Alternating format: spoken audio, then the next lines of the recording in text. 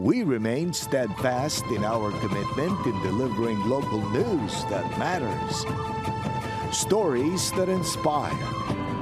Enriching the lives of Filipinos in the Philippines and across the globe. This is your GMA Regional TV. Buong puso para sa Pilipino.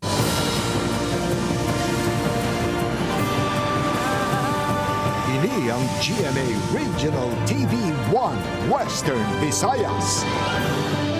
Mga balita, gatututukan, subong sa 1 Western Visayas. 125 sa 180 kabarangay sa Iloilo City, makabig nga mataas ang risgo sa sunog sa BFP. Samtang masobra 3 ka hektarya sa kagulangan sa nabukid nga bahin sa Miagaw, Iloilo na sunog. 3 ka ginapatyan miyembro sang rebelde nga grupo patay, samtang 3 ka soldado kag 1 ka kafgo pilason sa asod-asod nga engkwentro sa Escalantes City. Lalaki patay sang ginhatok-hatok labo sa banwa sang Kalinog. Suspect nakapalagyo. Kaso sang teenage pregnancy sa Western Visayas, padayon nga nagasaka, 11 anyos, na record nga pinakabata nga nagbusong.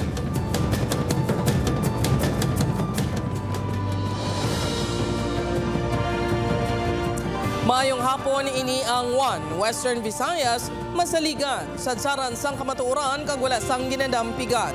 Ako si Jethro Charlatan, live sa GMA Iloilo Station. Magadulong sa inyo sang pinakadako kag komprensibo nga mga balita sa Kabisayan nakatungdan. Ako naman sa Eden Prietos, live hikan diri sa GMA Bacolod Station.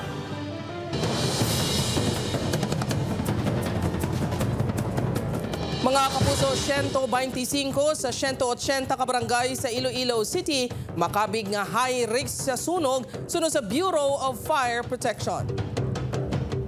Mga puso, 40 ka-insidente sang sunog ng records ng BFP sa Iloilo City subong atuig 2024. Yaring balita ang gintutukan ni Kim Salinas live sa bahin sang Barangay Benedicto, Haro, Iloilo City. Kim, anong latest?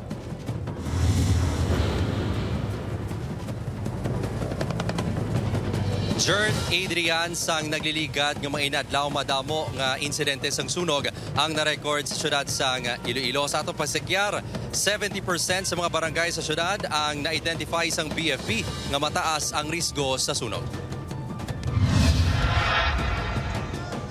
Madamo nga mga insidente sang sunog ang nagluntan sa syudad sang Iloilo sang nakaligad nga mga inadlaw. Lakip sa mga ini ang sunog sa barangay San Nicolas, La Paz, Gunsarin. 2 ka persona ang ginbawian sang kabuhi.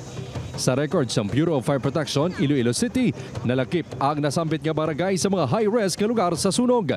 Sa pinakauli nga datos ng BFP Iloilo City, sa 180 ka mga barangay sa syudad, 125 gid sa mga ini ang makabig nga fire-prone. Pinakamadamo diri ang city proper nga may 39 ka barangay, ginasundan sang La Paz kag Molo nga may tag 24. May mga ginabasayan ng BFP sa pagkonsiderar sa 1 ka barangay nga high risk. Lakip na diri ang mga materyales nga ginagamit sa mga building kag mga electrical wiring kag connection. Made of wood and bamboo, concreted ba? And then ang number of households sa 1 ka area. And then ang distances ang wall sang isa sa another nga balay. And then ang total number of persons nga naga-reside dira kag ang mga alagyan dira sa area nga ina. Bangod sa mataas nga risgo sang sunog sa mga barangay, nagahiwat sang oplan ligtas na pamayanan ng BFP. Tinutuyo sini nga makahimo sa mga Community Fire Auxiliary Group. So bali may first responders sila dira sa area before mag-abot ang aton sining mga bombero. Samtang yara sa 40 ka mga insidente sang sunog ang na-record sang BFP Iloilo City subong tuig 2024. 19 ang na-record sang nagligad nga Enero kag 21 subong nga Pebrero. Doble ini kung ikumparar sa 18 lang nga na-record sa amuman nga binulan sang nagligad nga 2023. Grass fire ang nagpadamo sang fire incident sa syudad subong nga tuig. Natumod nga rason sang BFP sang pagsaka ang tuman kainit nga tiyempo. Isa diri sir nga nalantaw tanong ang kainit bala sa tiyempo nga dry ang tanan ang mga dahon and everything and that ng makagamay lang nga source of ignition, pwede siya maglapta kang magdako ang rubbish or grass fires naton.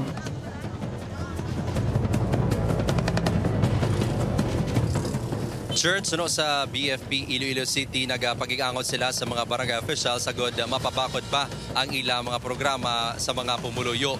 Nag-abiso man sila sa publiko nga hindi magpanik sa tion nga magluntad dagit ang sunog kagilayon nga magtawag sa fire station agud gilayon man nga marespondihan. Church? Madamong gid nga salamat sa update Kapuso Kim Salinas. Mga puso, sa Negros Occidental naman asod-asod ng enkwentro nagluntad sa syudad sang Escalante. 3 ka ginapatyan miyembro sa New People's Army napatay samtang 3 ka soldado kag 1 ka CAFGO pilaso. Nakatutok, Aileen Pedreso. 3 kahugnat sang pagbayluhan na isang lupok sa tunga sang rebelde nga grupo. Kag mga katapos ang 79 Infantry Battalion ang nagluntad sa sitio Mansulao, barangay Pinapugasan sa Escalante City. Nagsugod ang enkwentro kahapon, Miyerkules sang aga. Nakabaton sa report ang militar na may presensya sang rebelde nga grupo sa lugar. Ginsundan pa ini sang isa ka enkwentro takna alas 2 sang hapon. Kag ang pinakaulihin nagluntad kay ina sang aga. Na may mga armado dito nga nagpangayo sa mga pagkaon, nagpang-extortion sa mga tao dito. Ginkumpirma sa militar nga 3 ka ginapahayag miyembro sang NPA ang napatay. Samtang 3 naman sa bahin sa militar kag 1 ka CAFGO ang napilasan sa enkwentro. Padayon pa nga ginakilala sa militar ang pagkakilanlan sa 3 ka napatay nga rebelde nga 2 ka lalaki kag 1 ka babayi. Unfortunately, may ara kita wounded, but slightly wounded. Padayon nga nagapanugyan ng militar sa mga pumuluyo sang kooperasyon kag mag-report gilayon sa tion nga kinahanglan sang bulig. Magluwas sa mga bangkay, na-recover man sa lugar ang mga armas kag bala nga ginapatihan ginapanag-iyahan sang rebelde nga grupo. Upod Garuel Bangoy, Aileen Pedreso, 1 Western Visayas. Publiko ginahingyo sang gobyerno nga magkinot sa pagkonsumo sang tubig, pagkaon kag kuryente subong nga nagaluntad ang El Nino sa pungsod. Pila ka pumuluyo may diskarte para makakinot. Ini ang gintutukan ni Zen Kilantang Sasa. Sa isa kagato sini kasako nga patubas, napulo kasako sang humay ang ginbulad ni Tatay Gregorio. Suno sa iya ginpainiya iniagod may konsumuhon sila sang iya pamilya, ilabi na nga tuman kamahal sang presyo sang bugas, bangod sang maiwat nga supply. 2 ka salmon nga bugas ang ila maubos sa 1 ka adlaw, sang iya asawa kag 2 ka bata. Pulo ko sa ako, tigana ko na sa konsumo. Ngaman. Ganun dalawat ka? Sang damlag lang, ginpahayag ni Presidential Communications Office Assistant Secretary Joey Villarama nga nagumpisa na ang gobyerno sa conservation efforts gani ginaganyat man sini ang publiko nga magpakigbuylog agud mapahagan-hagan ang epekto sang El Nino. Nalakip ang insakto nga paggamit sang tubig, pagkaon kag kuryente sa ginakampanya sang national government.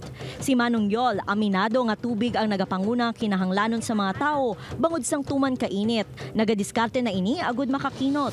Ako niya biska nang ginakilis namon kag ginasupot ko kag ibunyag sa ako niya tanom niya. Oo, tapos ang tubig siyempre kanon mo nga mga gripo mo nakasaramayo, mga mobla way leakage bla.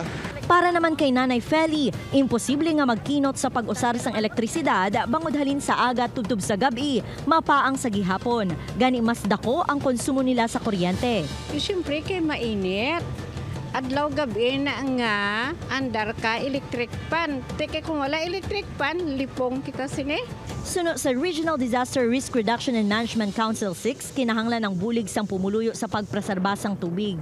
May mga tikang kag inisyatibo na ang mga ahensya agud mapahagan-hagan ang halit sang El Nino phenomenon. We must follow whatever tips the concerned agencies that are focusing on mitigating this phenomenon to really practice them, to practice discipline in using the water, conservation of water, and then as much as possible because sa mga ganito kasing mga panahon, sometimes nagiging yung sunog.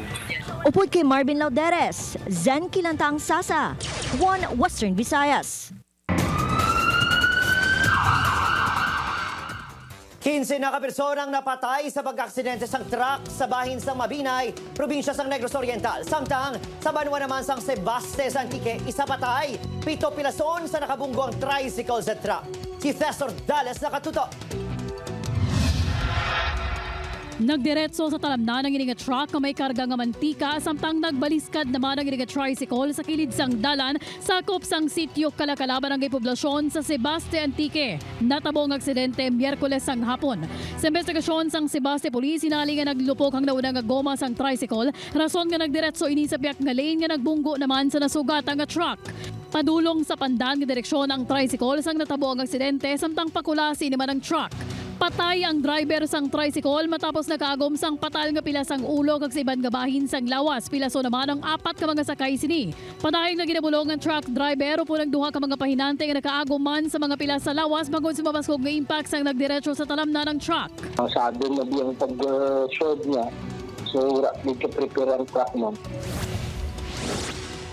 Sa Barangay Bulwang, Mabinay sa Negros Oriental, 15 na ka mga persona ang patay kag 2 ang pilason sang aksidente nga nahulog ang truck sa banglid nga may kadalumon nga 50 to 20 metros. 4 sa 15 nga mga napatay lunsay magpamilya suno sa otoridad. Sa investigasyon sang Mabinay Police Station, halin sa La Libertad ang truck kag magapadulong kuntani sa Barangay Dawi sa Bayawan City sang maaksidente. Posible suno sa isa ka responder sang Mabinay Local Disaster Risk Reduction and Management Office nga may problema sa brake ang truck. Inayang base man sa pahayag sa mga nagasalbar sa aksidente. Nahibaluan nga sa masami ginagamit ang truck sa pagbakal sa mga baboy sa iban nga banwa. Ginakabig naman sa otoridad nga accident prone ang natabuan sa aksidente. Thess or Dallas, 1 Western Visayas. Mga kapuso, cell site sa Zaraga, Iloilo, ginkawatan. 16 ka mga battery gintaban sa ginapatihan kawatan. Ini ang gintutukan ni John Sala. Ginkakibot sa isa ka digital infrastructure company ang nagluntad nga system glitch ilang cell site nga nahamtang sa Barangay Poblasyon, Ilabud, Zaraga, Iloilo kahapon sang kaagahon.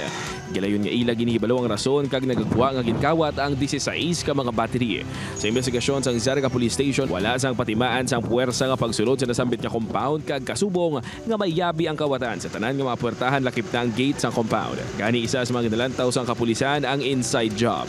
Do kabisado bala sang sang nagsulod kay balaan niya kung sa diin ang mga board sang CCTV kay actually ang board sa CCTV kuha pa nila kaging guba sir mo kay kadamo balan sang board sa sulod bla balaan nila kung diin ang board sa CCTV diin ang kuhaon nila nga battery kay kung ordinaryo lang to sir nga manugkawat hindi sa kabalo sang sistema sa sulod mo kay damo balan sa equipment bala sa sulod. Ginpahayag nga nagabalor sang 20,000 pesos ang kada isa ka unit sang battery nga gintaban sang sospek o kun mga sospek. Wala sang empleyado sa nasambit nga lugar sang natabo ang pagpangawat. Gintuad man sang kompanya nga may naga-duty nga security guard sa ila apang naga-inspection ini sa tanan nga mga site kag wala nagatinira sa isa lang ka pwesto. Ulihiman nga naghatag sang impormasyon ng kompanya sa kapulisan nga inaatrasar ang pagresponde. Ginapanugyan ginaton nga kung may mga same incident pala sir, prosyon na kasi sila kay may alarm sila. Report ginila. Gindikuan sa news team makuha ang bahin sang nasambit nga kompanya apang wala sang may nagatubang sa news team sang ginpadulungan ang nasambit nga site. Upod kay Hans Disherto, John Sala. 1 Western Visayas. Mga pugso, masobra 3 hektaryas ng kagulangan sa nabukin niya bahin sang Miag-aw, Iloilo na sunog. Yaring balita ang gintutukan ni John Sala. Sa sininga video, makita na pag-ibwal sang kalayo sa forest area sa Mount Panay, ila na sa lugar nga sakop sa Barangay Dalihi, Miag-aw, Iloilo kagabi. Kapin 3.5 hectares ang kabugusan nga lugar nga nahalitan sang forest fire. Suno sa Miag-aw Fire Station, ulihin na nga nakitaan sa mga residente malapit sa Barangay Dalihi ang kalayo, kag tuman na inikadako sang napahibalo ang BFP. Lakip sa mga nasunog ang mga nagkalain-lain nga fruit bearing trees sa lugar. Among po naman pag-observe sa Dalman kapit kay pala mo ang area nga to sa babaw na portion, wala natin pa yung nagpamulya to or nagkatingad to nga mga tao. Medyo malayo-layo na siya mo, medyo babaw-babaw na siya. Ang nasambit nga lugar suno sa BFP ang tourist spot kag ginadumilian ang pagpanigarilyo kag pagtutod sa lugar. Ginadumilian man ang mga residente nga magpanguling. Pasado na alauna kaina sang kaagawon sang gindeklarar nga fire out. Padayon pang investigasyon sang BFP Miag-aw sa gitunaan sini kag sa kabukusan nga halit sa ginbilin sang sunog. Ilabi na nga madamo sa mga kahoy kag posible may makasapatan pa nga nalakip sa mga nasunog. Para makalikaw sa mga kasubong sini nga insidente importante suno sa BFP Miag-aw nga hugot nga sundon ang Republic Act 90 1003 ukon ang Ecological Solid Waste Management Act kag RA 8749 ukon Clean Air Act sa diin nalakip diri ang pagdumili sang burning of waste. Bukod kayo sa inyong itasubong kulabit ng tubig, ang mga mga ilamon medyo mamalasa. So, mas maayo nga likawan natong mag-pooling or sa mga magpanutot na nga hindi na pala masarangan bala. Although nga binabantayan nila, so bigyan natin ipastog ang hangin. So, amo na ang galakta sa ang mga mabla. Upod kay Hans Desierto, John Sala. 1 Western Visayas. Mga kapuso, kaso sang teenage pregnancy sa Western Visayas, padayon nga nagasaka. Edad sa mga nagabusong mas nagdubo sa 11 anyos. Ano bala mga tikang nga ginahimo sang gobyerno para ini ang masolusyonan? Tutukan sa special report ni Zen Kilantang Sasa. Handom sang 15 anyos nga si alias Nene nga mangin doktor. Apang suno sa iya, hindi na ini matuman bangod nagbusong ini sang temprano. Ini ang nagtulod sa iya nga maguntat sa pag-eskwela. Manu grade 10 na kuntani ini sa pagbukas sang klase. Istorya ni Nene, 6 na kabulan ang iya ginadala, sang nadiskubrihan sang iya ginikanan. Oktubre sa nagbunag ini sang healthy baby boy. Aminado ini nga tuman kabudlay ang iya inagyan sang nagbusong kag nagbata. Hindi mahapos ang mangin iloy sa lamaharon nga edad. Eskwela ko tani, tigalon may bata ko. Di magdako lang yan say, mag-isa ka tuig, eskwela ko dayon. Dugang pa ni Nene, 14 anyos ini sang una nga nagbusong sa iya nobyo nga nakilala sini sa social media. Apang nahulugan ini kag sa ikaduha nga tion, nangin normal ang iya pagbusong. Suno sa iloy ni Nene, may tion nga ginakwestiyon sini kun nga ini ang nadangatan sang iya agot nga bata, bangod wala man ini nagkulang sa paglaygay. Doon na siya ka man bala nga nagbusong sa nga muna ka bata pa sa iya, muna bala. Tapos yung malamoy makami siya sa paglaygay nga nagamuna sa bako siya tayo nagnubyo-nubyo ka lang anay ni. Si Nene ang isa sa mga kabataan sa Western Visayas nga nalakip sa adolescent mothers. Base sa datos ng Commission on Population and Development 6, nagapangsyam ang rehiyon sa bugos nga Pilipinas nga may pinakamataas nga live birth cases sa mga pamatanon sang 2022. Nahibaluan nga naglabot sa 89,901 ang kabugusan nga live birth sa rehiyon. Talalupang doon nga mas nagtaas pa ang kaso sang pamatanon nga temprano nga nagbusong humalin sang tuig 2020. Makita sa datos nga sa edad nga 10 to 14 years old, naga-engage na ang mga ini sa risky sexual activities pareho sang unprotected sex. Isa sa ginakabalak-an sang Commission on Population and Development amo ang pagnubo sang edad sa mga nagabusong sa diin na nagaumpisa 14 years old panaog. Gani ang gobyerno nagapangita na sang tikang kung paano tapnaon ang pagbusong sang younger age group. 2020, 12 years old. 2021, 11 years old. So they are getting younger and younger. No? So, Sa tuig 2022, nagapanguna nga may mataas nga numero sang adolescent mothers under 15 ukon 15 anyos panaog nga nagbusong amo ang Negros Occidental nga may 52. Ginasundan sang Iloilo Province nga 46, Capiz nga may 28, 13 ka kaso ang Aklan, may 11 sa Iloilo City, 9 sa Antique, 4 sa Guimaras kag 3 sa Bacolod City. Ginpahayag sang CPD-6 nga madamo sa mga kabangdanan sa pagsaka sang teenage pregnancies. Lakip diri amo ang impluwensya sang teknolohiya, curiosity, kag kakulang sang paggiya sang ila pamilya. Kung kulang sila sa ihibalo sa impormasyon, hapos sa ila i-convincer sang ilang nga mga barkada, so there is peer pressure na. Subong mas ginpasanyog sang CPD ang adolescent health and development programs sa diin kabahin na ang komunidad, ilabi na ang local government unit. Ginahatagan man sang atensyon ang mga ginikanan kag guardian sa idalom sang responsible parenthood and family planning. Agud matudluan ang mga iloy kag amay kung paano respondehan ang mga kinahanglanon sang kabataan. Panugyan sang CPD sa mga pamatanon nga unahon ng pag-eskwela, agud mangin maayo ang buwas damlag. Upod kay Cirilo Randuque, Zen Kilantang Sasa, 1 Western Visayas. Mga puso, Bacolod Integrated Federation of PWD Association Incorporated ginapanawagan sa Bacol City LGU nga i-recall ang deadline sa pagbawi sa ilang mga PWD ID. Yaring balita ang atong gintutukan. Sa tinutuyo sa Bohol City LGU, ma-validate ang mga kwalipikado nga person with disabilities nga makabaton sa benepisyo kag matapna ang paglaptas ng fake identification cards. Kinbando sa alkalde nga mawion ng 12,000 ka mga PWD ID sa syudad. Apang, ang ideya nga maggamit sa QR code kag bago nga klase sa PWD IDs ang wala na uyunan sa grupo nga Bohol Integrated Federation of PWD Association Incorporated. Sunod sa grupo, wala sang ginpatigay nga public consultation sa ginapatuman nga bago nga sistema. Mahinay man kuno pag-imprenta sa IDs kag limitadong lugar para liwat nga magparehistro. The capacity of the processing center for the ID is only 30 per day. So there are 2 processing centers. So if you are going to total it, that's only equivalent to 60. 13 days times 60, that is only 780. So how can you cater the 12,000? Tubtob sa Marsong effectivities ng temporary certification yung gina-issue sa PWD office apang ara pa lang sa masobra 300 sa cards ang naproducer sa LGU. Ginako sa Bohol City DSSD nga tuman kagamay ila maobra kada adlaw sa duha ka sites. Ayo sa opisina sa grupo nga palabao na pasensya ilabi na nga wala pa natigayon ang procurement sang high-speed printer. Mas na makulbaan kay we have this temporary certificate na may QR code na. Be able to avail sa tanan na services o tanan na discounting, tanan na privilege ang PWD. Santo sa pagsulundan, ang mga bagong aplikante lang sa PWD card ang kinahanglan magpaidalom sa validation kag certification sang pamalatian sa City Health Office.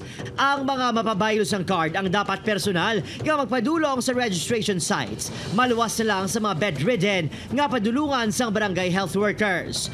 Sa nagsugod ang pag-ilis ang mga PWD cards, may masobra na ka mga IDs ang nadiskobrehan nga peke. Opo Kiril Gasilio, Adrian Priatos, 1 Western Visayas.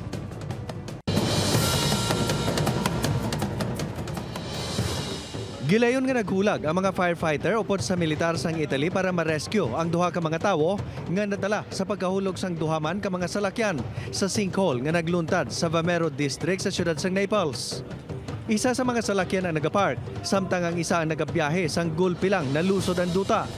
Ang duha ka tawo nga na-rescue ang nag-angkon sa magagmay lang nga kasamaran. Bisan ang matugnaw nga tiyempo ang hindi makasarang sa kainit sang himpit nga pagigugma. Inangin pamatudan sang isa ka lalaki matapos ini nagsulat sang higante nga mensahe sa pagigugma sa Love Park sa Toronto, Canada nga gintabunan sang snow. Ang mensahe ang nakuhaan sang video nagikan sa ibabaw sang isa ka building. Sa sulod sang giant heart nga disenyo sa park, ginsulat sang lalaki ang M+J forever. Ang Toronto ang yara sa karon sa idalom sang winter weather travel advisory bangod sa pagtupa sang snow.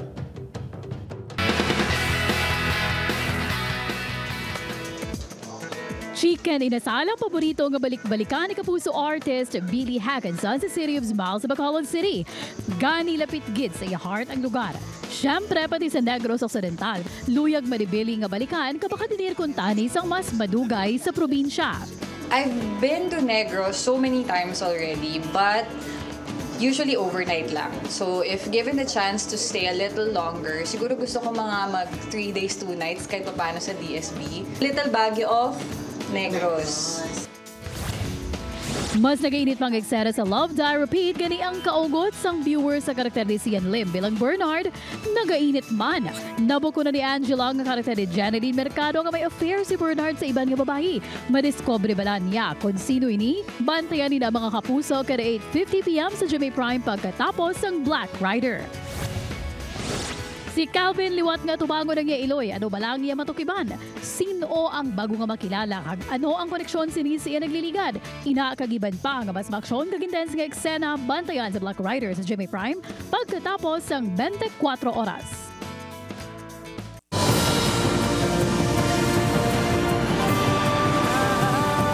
Ini ang GMA Regional TV 1 Western Visayas. Mga puso confirmatory test sa Aganan flyover ginapa-evaluate sa DPWH-6 sa Bureau of Design kasunod sang inipagsanto sang resulta sa gimpatigayon nga test sang una nga consultant sang proyekto. Ini ang gintutukan ni Zen Kilantang Sasa. May diferensya o kung kinalain ang ginpatigayon nga soil test sang United Technologies Consolidated Partnership o kung UTCP sa Aganan flyover base sa resulta sang confirmatory test nga ginhimo sang Department of Public Works and Highways Region 6. Sunod sa DPWH-6 bangod malapit ang Aganan flyover sa kontrobersyal nga ungka flyover. Ginpakamaayos ang ahensya nga ipaidalom ini sa confirmatory test kag nagwa nga lain ang basis kag design sang consultant. Gani ginapa-evaluate na nila ini sa Bureau of Design sa DPWH Central Office. Bangod tubtub subong, wala sa gihapon nagasabat ang UTCP. The confirmatory test differ sa iya sang UTCP nga data for the design. Amo nang ginapa-review naton. Nag-request na ang DPWH-6 ang pondo agud maka-hire sang third-party consultant nga mag-imbestigar sa ginatindugan sang Aganan flyover. Sa subong, ginahulat na lang nga mapainan ini sang budget. Nag-request kami sang funds para sa third party nga makuha sila makandak para hindi kita magiging bias. Nahibaloan nga ginhingyo sang ahensya nga islan sang steel girder ang disenyo sa intersection sang Taytay agud maagyan ini sa mga salakyan samtang ginakayo. Makapila na kabeses nga nagsulat ang DPWH sa UTCP nga bayluhan sang steel girders ang concrete box culvert nga una na nga gindisenyo sini apang wala ini sang nabaton nga sabat. Samtang tuman pa kanubo ang nalabot nga porsyento sa pagkayo sang ungka flyover. Base sa reports ng DPWH-6 sa Iloilo City Council, as of January 31, yara pa lang sa 1.49% sang kabugusan nga plano ang nahimo sa Phase 1 sang retrofitting. Lakip sa ilang mga aktibidad nga ginhimo among mobilization of equipment, fabrication sang structural steel for shoring. Ang nakita natin sa side subong is the shoring and also the boring para sa jet grouting activity. So ang jet grouting natin comprises of a big percentage para sa performance. Nagsugod ang jet grouting subong adlaw, diri na ginalauman nga mangin madasig na ang pagtrabaho sa flyover. Nagpasiguro man si Oropel nga wala sang pagpasirado nga matabo sa flyover sa Phase 1 sang pagkayos sini. Upod kay Marvin Lauderes, Zen Kilantang Sasa, 1 Western Visayas. Lalaki, patay matapos ginhatok-hatok labo sang kasilingan sini nga nakabai samtang nagainom-inom. Suspek nakapalagyo, nakatutok, John Sala. Mga patal nga pila sa likod, ulo kag kamot ang gitunaan sa kamatayon ni alias RG, 35 anyos ang ginhatok-hatok labo sa iya mismo kasilingan nga si alias Jarjan samtang nag-inom-inom ang duwa upod ang ilaman mga abyan sa Kalinog, Iloilo. Base sa investigasyon sa Kalinog Police, nagbaisay ang duwa kag hinali lang ang ginlabo sang sospek ang biktima. Siguro, after man nila nag-inom-inom sila, why makontrol sa kailupon na hindi nang bais-bais natabuhin ang insidente. Matapos ang insidente, gilayon man yung nagpalagyong sospek. Padayon pa ang ginahibalo sa kapulisan kung may daan nga hiligutan ang duha.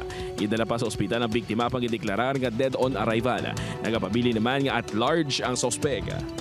Paghapon, yung tinguan pa sa ato yung mga official, masungkaon ba sa nabulayan sila kay nagpalagyo.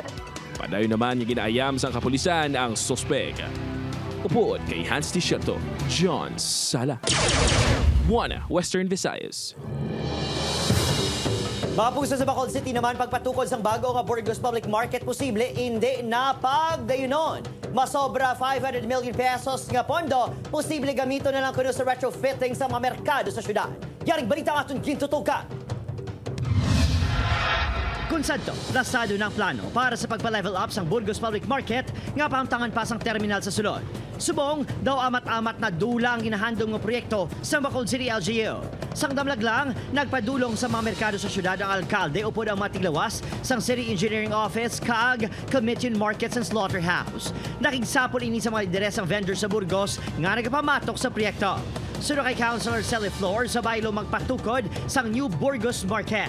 Gamito na lang ang masobra 500 million pesos nga pondo sa pagpatahom sang daan nga merkado kag Central Market sa downtown. Nga basi i-retrofit na lang, no? Basi i-aircon, less ang budget, the budget allocated for one market might be allocated for two markets. Tuyo sa LGU nga arkilahan ang masobre 2 hektarya nga duta sang pamilya Lianson nga kaiping sa merkado sa Barangay 19 apang wala ini natigayon. Medyo kamahal gid sa investment. No? At the same time, do hindi siya practical. No, like amo na blana, silo pa, temporary mag-build pa tani temporary market, then silo na naman. Magluwas sa retrofitting sa duha ka merkado, tutukan man ang baha kag drainage work ilabi na sa wet section nga Masami na Gadanao. Sang nagligad lang atuing natapos ang pagpakayo sang Burgos Market. Rason nga ginakanugunan sang mga managbaligyang pondo nga gingamit diri kag liwat naman nga magsaylo ang vendors. Opo Janil Gasilio, Adrian Prietos, Western Visayas.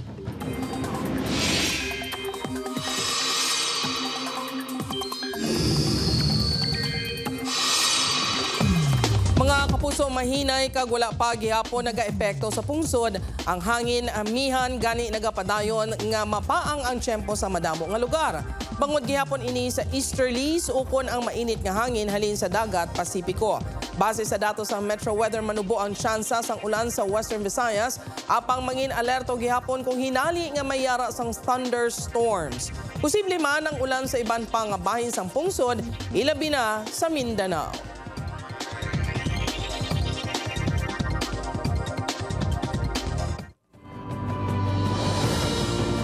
Sa aton mga puso diri sa Western Visayas, nagsubong man sa aton mga puso abroad, madamo gini salamat sa pagtutok. Ako si Adrian Prietos. Kapuso, mag-isa kita kahibaloon ng mga balita tungod Local News Matters. Ako si Gertrude Charlatan, ini ang One Western Visayas, bugos nga puwersa para sa mas dako nga misyon kag mas masangkad nga pagserbisyo sa pungsod.